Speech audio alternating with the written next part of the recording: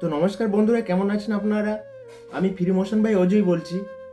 আমি এখানে কোনো কন্ট্রোভার্সি করতে আসিনি। হয়তো থাম্বনেল এবং টাইটেল দেখে আপনারা বুঝতে পেরেছেন যে কাদেরকে নিয়ে আলোচনা হচ্ছে।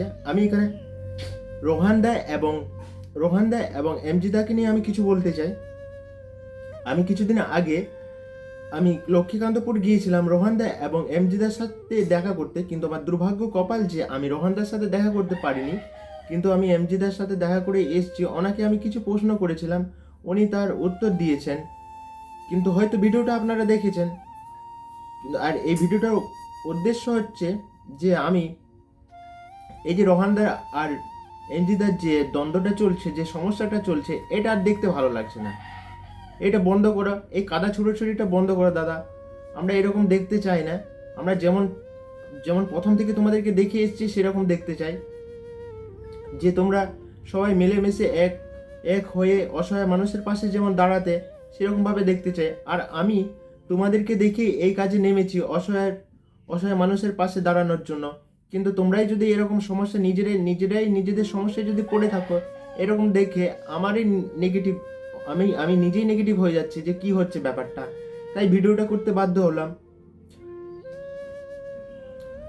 তো মানুষ মাত্রই ভুল হয়।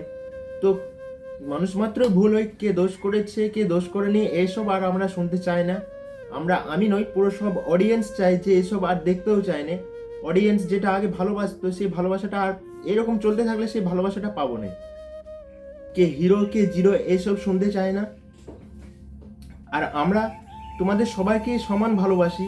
আমরা কারো পক্ষে হয়ে কথা বলতে পারবো না যে উনি ঠিক উনি ভুল, এরকম আমরা কোনো বিবেচনা করতে পারবো না।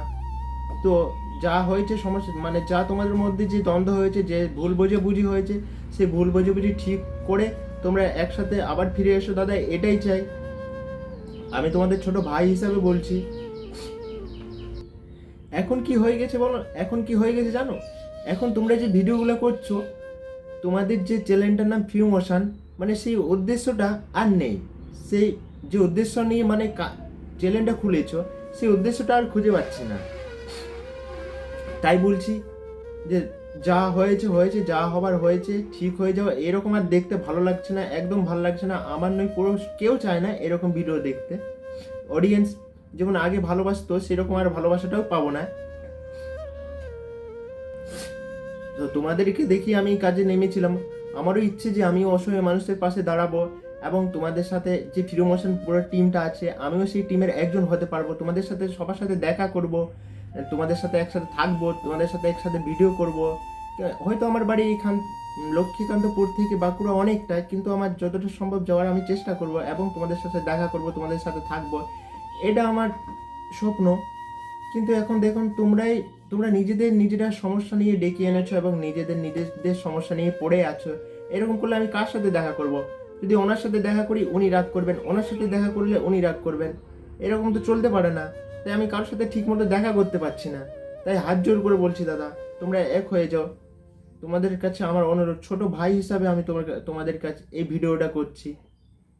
তো কারো আমি যদি কোনো কিছু আমি ভিডিওতে ভুল বলে থাকি, তাহলে আমাকে ক্ষমা করে দেওয়া, ছোট ভাই হিসাবে। আমার যেটা মনে হলো আমি সেটাই বললাম, কারণ এরকম আর ভালো লাগছে না।